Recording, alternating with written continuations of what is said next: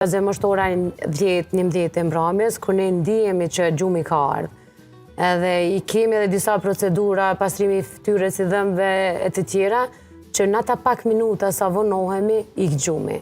Pse ndodh, a deaktivizohet, a ç'a ndodh me melatoninën në qatë kohë kur është në pikun e gjumit dhe ik për pak minuta? Këtë rast, me gjatë, gjatë ditës, ke bo diçka, ose s'ke pas një rutinë dur, që melatonina nuk e ka arrit pikun e vetë prodhimit. Ti je lodh një farforme i kot për me flajt, po ka fillu mu prodhu, po jo masën e dur. Edhe duhet shumë pak për mu shpërqëndru, që ajo me fillu me njëherë me ra. Se kjo ora biologjike që e cekëm, cikli cirkadian, e një vetëm ditën.